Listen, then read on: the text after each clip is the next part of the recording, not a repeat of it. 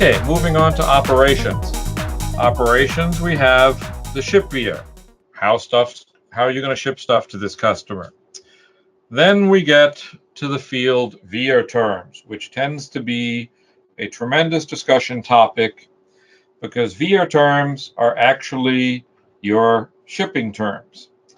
And specifically, they are actually called Incoterms, International Commerce Terms. Within the US, the most commonly ones used are FOB and FOB destination. Now, FOB destination is actually a bastardized VO terms because it's not internationally recognized. And FOB shipping point is also a bastardized one because it really just means FOB, but US customers will use FOB destination or FOB shipping point because that's a common usage. And for most goods being shipped, when you're shipping stuff with parcel carriers or less than truckload and it's a box, the handling is really not important. But if you imagine, we have a customer in Oklahoma City called Boardman, and they ship really, really big stuff. And when I say really, really big stuff, some of the things that they ship weigh 100 tons.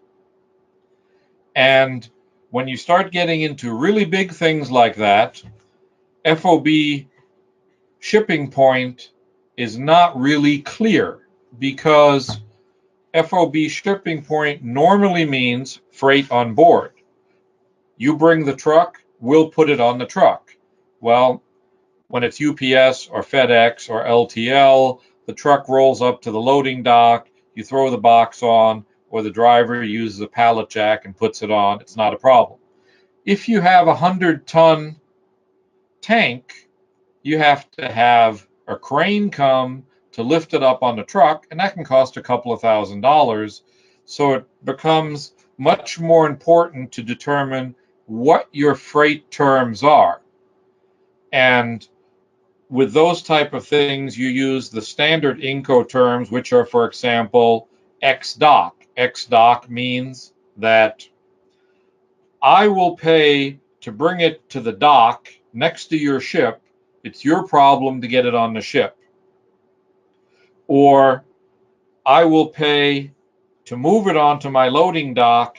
It's your responsibility to load it onto the truck. So when you get involved with very large shipments, heavy pieces of equipment, it becomes very important. If you're shipping 20 railroad cars full of wheat, the wheat is less expensive than the handling, so the VIA terms get much more complicated. With parcel shipping, the VIA terms are very important because they determine at what point title passes, which means how far are you responsible for the shipment. If it's FOB shipping point, that means I'm responsible till the UPS driver lays his hands on the package and loads it in his truck. If he drops it, not my problem. If it's FOB destination, that means it's my problem until the UPS driver puts it on the ground at my customer's site. So who carries the risk is determined by FOB destination or FOB shipping point. Any questions on that? No.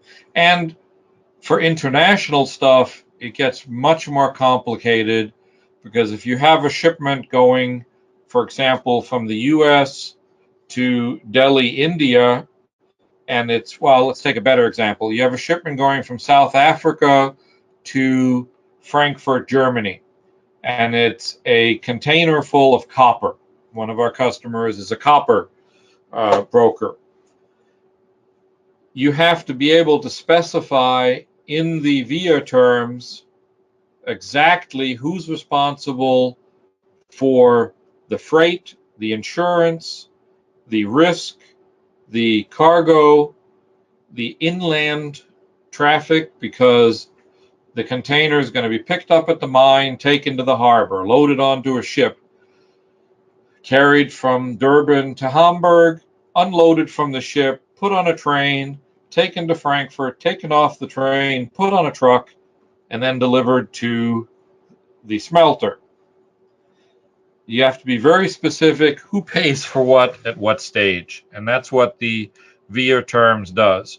On our website, under application notes, if you're interested, there's an international Incoterms document that describes all of this. Okay, we get down to ship billing code. We support 3 different default ship billing codes. When an order is entered, it defaults based on the customer to either one of these 3.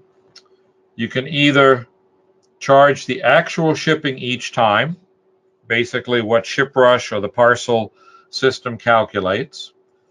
You can say, calculate either the fixed shipping, which means the shipping amount I entered, or the actual amount on the first shipment only.